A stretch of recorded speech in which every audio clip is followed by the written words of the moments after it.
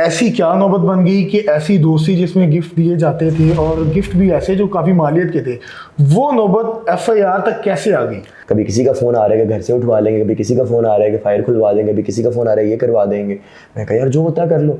मुझे बताइएगा कि कहीं ना कहीं ये जो तमाम तर मामलात हैं और ये जितनी भी ट्रांसैक्शन है, ये कहीं ना कहीं मोहब्बत में तो नहीं की गई, और जब इनकार किया गया तो आपने एफआईआर करवा दी उन पे? मेरा मेडिकल सर्टिफिकेट एफआईआर में लगा हुआ है सर, मेरा ये हिस्सा उन्होंने तोड़ दिया था सर, मैं एफआईआर ना करवाता।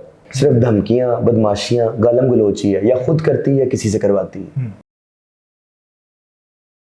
नाजिश जहांगीर जो पाकिस्तान के टेलीविजन पे अक्सर आपको नजर आती होंगी, पाकिस्तान के ड्रामों की जो है वो हीरोइन है, उनके खिलाफ एक मुकदमा दर्ज होता है जिसका मतलब ये होता है कि उन्होंने एक शख्स के साथ फ्रॉड किया है और वो फ्रॉड जो है वो बहुत बड़ा है, गाड़ी और मिलियंस में जो है उनसे पैसे हथियार है। मेरे साथ वो नौजवान मौजूद हैं, इनसे जानते हैं कि तमाम जो मामला हैं कैसे पेश आ गई, किस तरह मिलियंस में जो है वो पैसे उन्होंने आपसे हथियार। अस्सलाम वालेकुम सर। जी सर कैसे हैं आप? अल्हम्दुलिल्लाह। सर सबसे पहले मुझे बताइएगा कि नाजिश जहांगीर इनके साथ आपकी जो है पहली मुलाकात कहाँ हुई और किस तरह ये तमाम मामला पेश आए? सर हम लोगों की मुलाकात आज से इश्क मेरी टेलीफिल्म आई थी इनके साथ जिसमें मैंने डेब्यू किया था।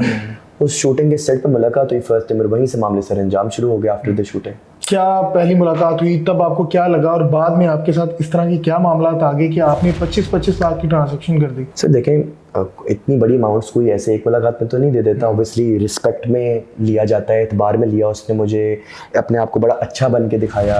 वो तो बाद में हकीकत खुली ना कि वो पहले मोहसिन अब्बास केस में अरेस्टेड थी, वो एक करप्ट फ्रॉड क्रिमिनल माइंडेड खातून है जो कि यंग एक्टर्स और एंटरप्रेन्योर्स को लूट के अपना करियर बना रही है और लोगों को जो है जलील करती फिर रही है। तो सर जाहिर सी बात है एक ट्रस्ट बना, एक अंडरस्टैंडिंग डेवलप हुई और उसके बाद इन्होंने बड़े तरीके से मुझे ट्रैप किया और गाड़ी और 25 लाख का जो मामला है और गाड़ी का जो मामला है वो तकरीबन 4 से 5 महीने के ट्रस्ट के बाद सर अंजाम दिया और बड़े तरीके से मांगा गया। तरीकाकार क्या था? सर तरीक़ेकार ये था कि 25 लाख रुपए इस वक्त मुझे आप दे दो, मेरी ना जियो के ओनर से बात चल रही है, मैं एक प्रोजेक्ट आपको दिलवाने वाली हूँ, कॉन्ट्रैक्ट दिलवाने वाली हूँ, तो उसमें जो है आप इन्वेस्ट करोगे जिसमें मैं हीरोइन आऊँगी और आप हीरो आओगे। रिमेनिंग पैसे मुझे अपने भाग के इलाज के लिए यूज़ करें, जो मैं उधारतन आपसे ले रही हूँ, मानतन ले रही हूँ, रिटर्न कर दूँगी। कितने पैसे? 25 लाख रुपए। और 20 लाख जो उन्होंने आपसे ड्रामे की मद में लिया और 5 लाख उन्होंने अपने लिए आपसे लिया। उसके बाद गाड़ी की नौबत कैसे आ गई? गाड़ी आपने किस तरह उनको दे दी? सर पैसे भी नहीं मिले और कॉन्ट्रैक्ट भी नहीं मिला। गाड़ी उन्हीं मंथ्स के अंदर ना इन्होंने कहा मैं अफोर्ड नहीं कर सकती और बैंक से लीज कैसे करवाऊंगी और लोगों पे इंप्रेशन देना इंडस्ट्री में कि मेरी अपनी गाड़ी है, मैं बड़ी पॉश खातून हूँ, ताकि लोग मुझसे अट्रैक्ट हो, मुझे कास्ट करें। ठीक है। तो इन्होंने कहा आप अपनी एक स्पेयर गाड़ी मुझे भिजवा सकते हो ऑफिस से, तो मैं जो है ना 15-20 दिन बाद चला के प्रोजेक्ट के लिए रिटर्न कर दूंगी, आपको सेट पे ही बताऊंगी मेरी अपनी ज़ाती गाड़ी है। मैंने कहा ओके। तो मुझे तो नहीं पता था कि गाड़ी भी रिटर्न नहीं करेगी। सर होंडा सिटी गाड़ी 2023 मॉडल, मलकियत 60 लाख, 55 से 60 लाख, वाइट कलर, भिजवा दी, गाड़ी भी वापस नहीं आई। जब रिटर्न डिमांड किया तो इन्होंने तशद्दुद करवा दिया, असला हमला करवा दिया और बड़े सारे इन्होंने मामलात किए जो हम फर्दर डिस्कस करेंगे। गाड़ी जो थी वो मिल्कियत आपकी है? जी।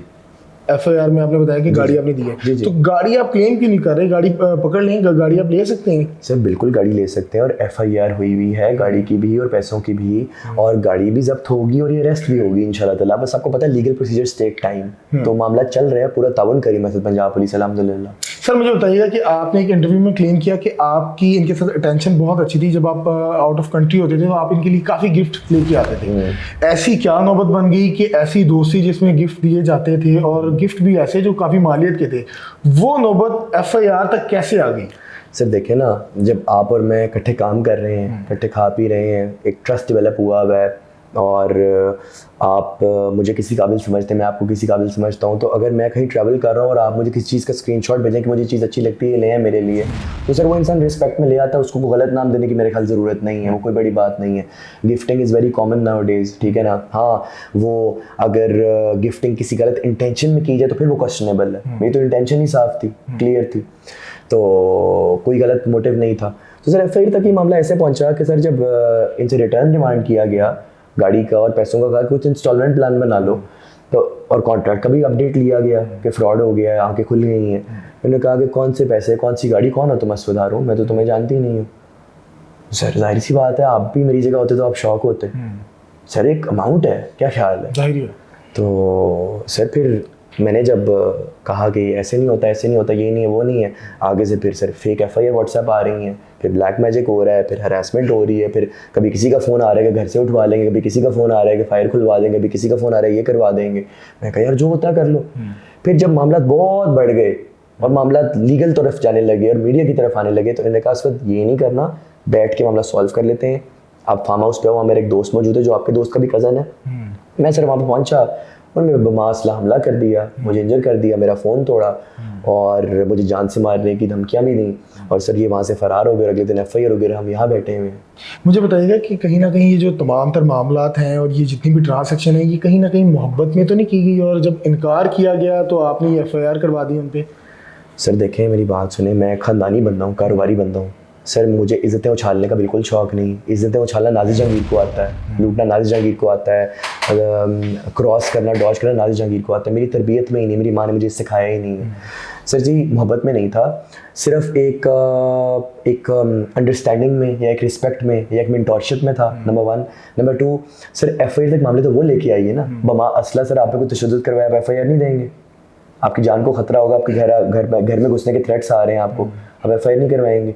आप इंजर हो जाएं, मेरा मेडिकल सर्टिफिकेट FIR में लगा हुआ है सर, मेरा ये हिस्सा उन्होंने तोड़ दिया था सर, मैं FIR ना करवाता सर। मेरा कानूनी हक है अपने आप को प्रोटेक्ट करना। FIR के बाद कोई रब्ता करने की कोशिश की गई, आपको कोई थ्रेड कॉल दी गई हो, कोई मना किया गया हो? सर ना कोई रब्ता है, ना कोई सरेंडरिंग है, ना कोई रिटर्न है, सिर्फ धमकियाँ, बदमाशियाँ, गालम गलोची है, या खुद करती है किसी से करवाती है। अच्छा, आपने एक चीज़ बताई अभी कि उन्होंने मुझे कहा कि मुझे गाड़ी चाहिए ताकि मैं शोबिस में ये बता सकूं, शो ऑफ कर सकूं ये गाड़ी मेरी है, उससे मुराद ज़रा अप होगा। क्या ये जितनी भी लाइमलाइट की ज़िंदगी है ये एक शोबदाबाजी है? यस।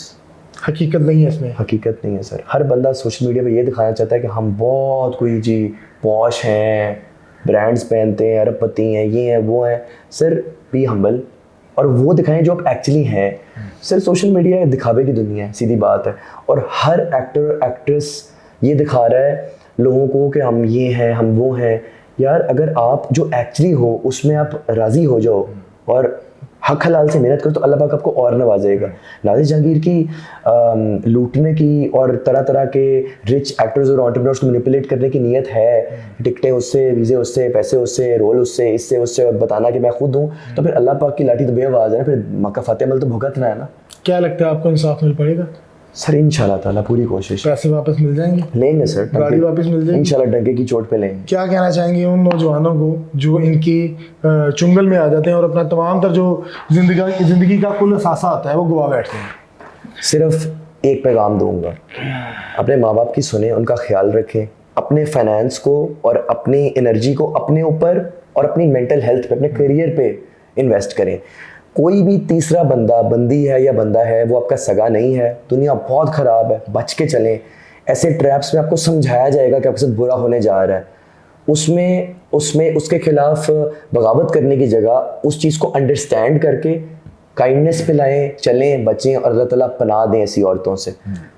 जी नाज़रीन, हमारे साथ असमंद हारून मौजूद थे जिनकी तमाम गुफ्तगू आपने सुनी। और नाज़िर जहांगीर यकीनन बहुत बड़ा नाम है, पाकिस्तान की जो मुख्तलिफ ड्रामे हैं उसमें अक्सर आपको नज़र आती नहीं होंगी, लेकिन कमेंट सेक्शन में अक्सर लोग ये बात कर रहे थे कि ये तमाम जो मामला थे ये मोहब्बत में थे, अफेयर में थे, तो ये इनसे जाना है, लेकिन उनकी तरफ से जो है इसको डिनाई किया गया। अपनी राय से ज़रूर आगाह कीजिएगा। मुझे दीजिएगा इजाज़त। अल्लाह हाफिज़।